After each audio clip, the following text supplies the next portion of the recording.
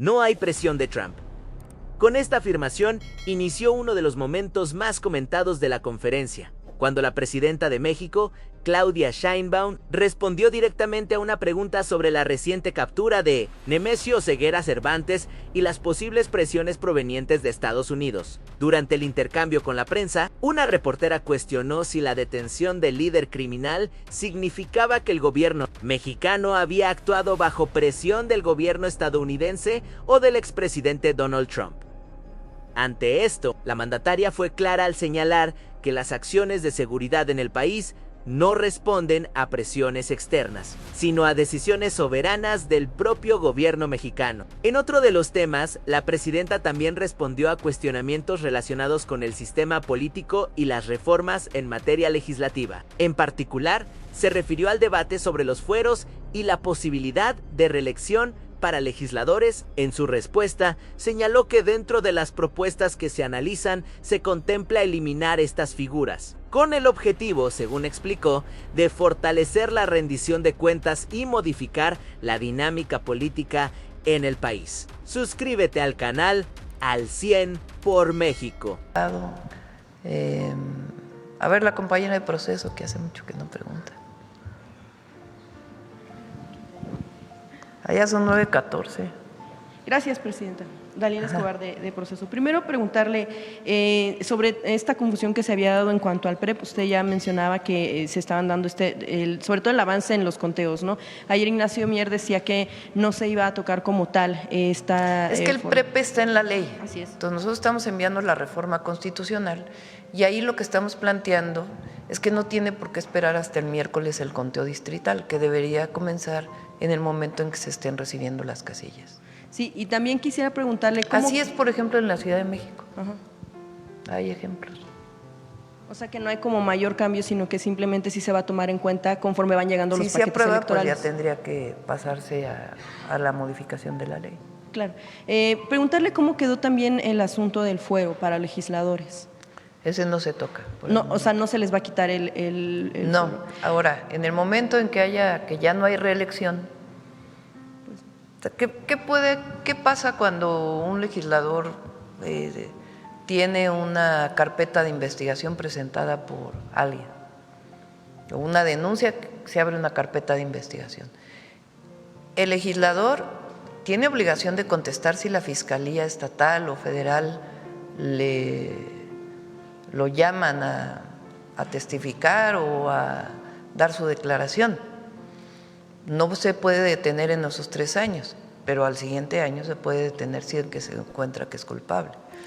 Y ahora pues ya no se pueden reelegir, entonces ya no es que puedan estar 9 años en el cargo, ¿verdad? Pero eso no toca como tal el abonar a la impunidad, al menos en 3 años. ¿Por qué un legislador o un representante popular debería tener este tipo de protección? Fue algo que decidió la comisión. Yo siempre dije que no estaba de acuerdo con el fuero, que decidió la comisión en la consulta que se hizo en distintos lugares del país. Pero la ventaja que tiene pues es que a partir del 2030 ya no hay reelección. Sí, bueno, porque incluso en el sexenio pasado escuchábamos también que había muchos políticos de oposición o de donde fuera que regresaban justo por sus fueros, al menos 3 años en los que podrán estar blindados. Sí, nada más que ahora tienen que ir a voto popular. La gente tiene que decidir. Bien, presidenta, quisiera preguntarle con el asunto tras el abatimiento del Mencho, si en total hubo solamente una persona fallecida, una civil, como mencionaban, y si hay reporte de más personas que hubieran estado desaparecidas en el contexto de este hecho. No tengo actualizada la información. Lo mencioné el otro día, hubo una persona, un chofer, que fue bajado de su vehículo y no tengo la actualización si ya fue encontrado. También, presidenta, quisiera preguntarle si… Pero se está buscando y se está en investigación. Y hasta el momento solamente una persona desaparecida en el contexto de eso. Quisiera preguntarle si con esta acción que tuvo el gobierno mexicano, en específico el ejército, se considera que ya podría bajar o va a bajar la presión por parte del presidente de Estados Unidos, Donald Trump, por un ataque directo, con lo cual estuvo insistiendo mucho. No fue ese el objetivo. Es muy importante y quiero repetirlo. Esta persona tenía una orden de aprehensión, o varias. Entonces, el operativo fue para detenerlo. El problema es que recibieron agresiones la Secretaría de la Defensa Nacional y respondió en el momento. Como esta persona, diariamente se detienen a muchas que tienen orden de aprehensión. Obviamente esta persona es relevante por las características que tiene el grupo delincuencial. Pero no se hizo de ninguna manera ni por la presión de Estados Unidos, ni mucho menos. Claro, hay información de inteligencia de los Estados Unidos que se utilizó en el operativo. Perdón, en específico de algunas agencias, ¿cuáles fueron estas agencias? Bueno, eso ya lo tiene que informar la Secretaría de Seguridad. Bueno, mencionaba que entonces no era el objetivo como tal el asunto de evitar ya una presión por parte del presidente Donald Trump. Pero bueno, la interrumpí. Entonces, en ese sentido, también quisiera preguntarle, Presidenta, ¿qué se ha hecho después del abatimiento del Mencho en este caso? Y si se han capturado otros liderazgos, ¿cuántos estaría pensando a lo mejor extraditar hacia Estados Unidos de los últimos que han sido detenidos, a lo mejor no únicamente de este caso? Y también quisiera preguntarle si en las investigaciones le han reportado que ya se apunta hacia alguna estructura política de apoyo a este líder criminal que ya fue abatido, o por ejemplo, exgobernadores. Bueno, en este caso, como en otros, es la Secretaría de Seguridad, el Gabinete de Seguridad quien debe responder. No es que no tenga información, pero es responsabilidad de ellos. Y hay muchos temas que están en investigación y que en todo caso le corresponde a la Fiscalía contestarlo o al propio Gabinete de Seguridad.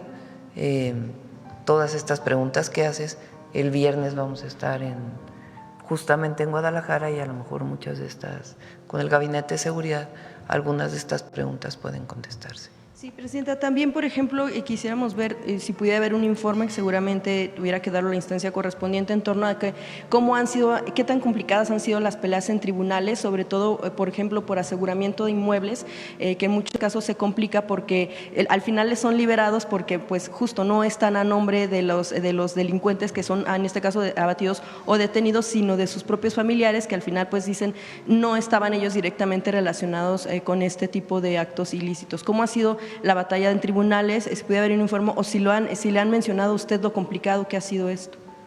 Bueno, ¿qué es lo que ocurre? Son las fiscalías quienes en todo caso, bueno, las fiscalías aseguran el inmueble y en todo caso piden la extinción de dominio. La extinción de dominio, pues quien es propietario del inmueble puede poner un amparo frente a la extinción y finalmente se decide en un juicio por un juez. Si al final el juez determina que va a la extinción de dominio, pasa a la Fiscalía y de ahí pasa al Instituto para devolver al pueblo lo robado. Y ahí ya se subasta para que ese recurso pueda ser utilizado para la gente. Entonces, son juicios que se llevan y la Fiscalía, en todo caso General de la República, puede informar de todas las extinciones de dominio que ha pedido, cuántas han resultado y cuántas siguen en juicio y cuántas se le ha dado el beneficio al que dice ser propietario del inmueble. Sí, porque finalmente en muchos casos se cae precisamente por a nombre de quién están, no porque pues finalmente no se haga una pelea pues en los tribunales. Finalmente sobre este tema quisiera preguntarle, Presidenta, ya tenemos lamentablemente un antecedente en Sinaloa de que cuando se llevó al Mayo Zambada a Estados Unidos no fue de inmediato que surgiera la violencia, sino pasaron cerca de 2 meses. En este contexto yo quisiera preguntarle, bueno, en dos sentidos, con miras hacia el Mundial, sabemos que lo tenemos muy cerca, estamos a 100 días, bueno, ya un día menos, y hay situaciones que pudieran complicar el panorama.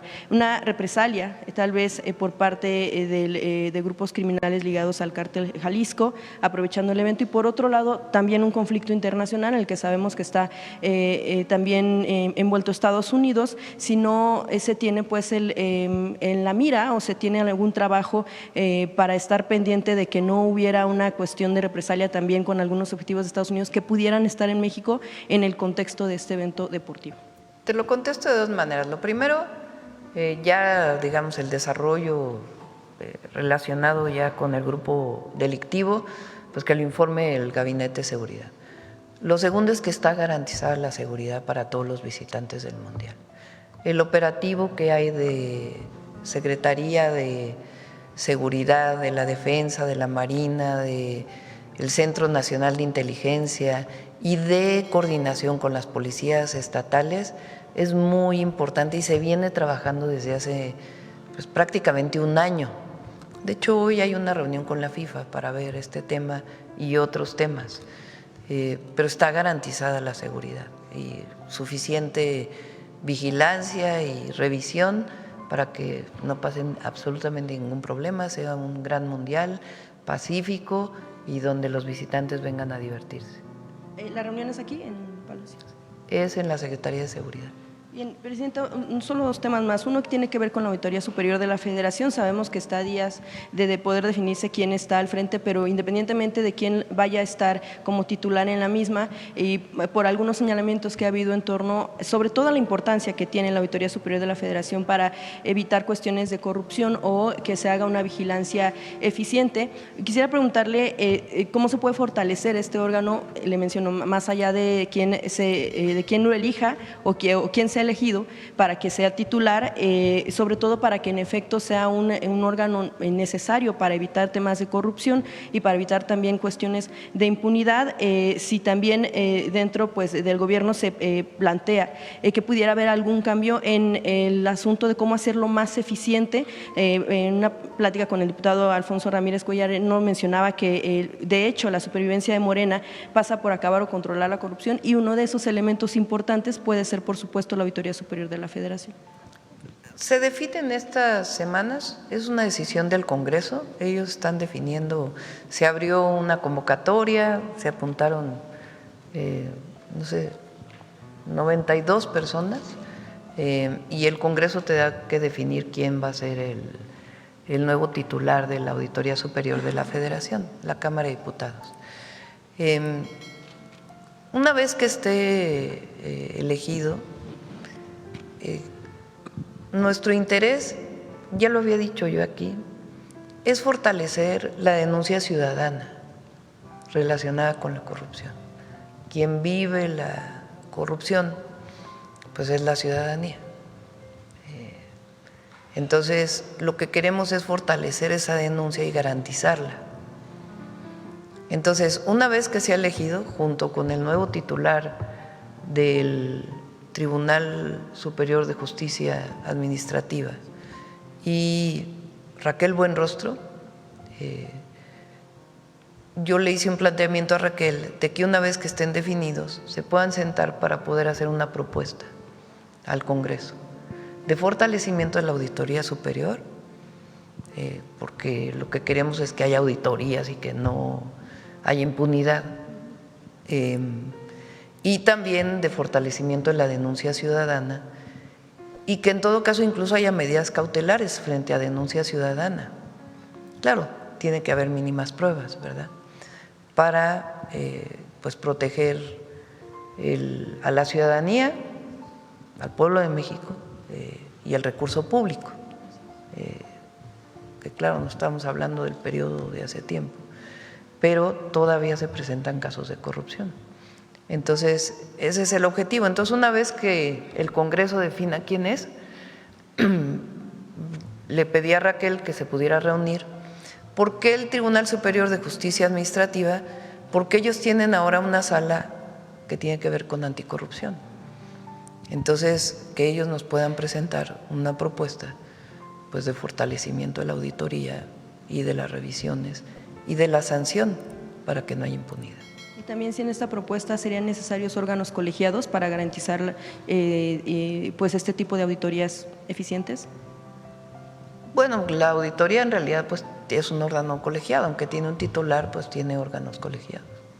Bien, Presidenta, finalmente, ya el último tema tiene que ver también sobre el caso Ayotzinapa. Apenas se informa que un juzgado de distrito en materia administrativa en la Ciudad de México resuelve que se obliga al Ejército a entregar la totalidad de información generada en 2014 por los el Centro Regional de Fusión de Inteligencia sobre lo que sucedió durante la noche de la desaparición, incluso horas después, estos 853 folios a los que madres y padres estuvieron por años pidiendo que el Ejército entregara, que la Defensa Nacional entregara, y también algunas de las instancias de inteligencia militar, y que, bueno, ellos consideraban, se estaban negando, dado que se había encontrado que existía un brinco en esta numeración de folios, y por lo tanto el que hubiera un espacio vacío determinaba que en efecto existían. Entonces, una vez que se da esta orden judicial, bueno, ya será el Ejército el que estaría obligado, si usted acompaña, por supuesto, que la Defensa Militar entregue ya estos folios que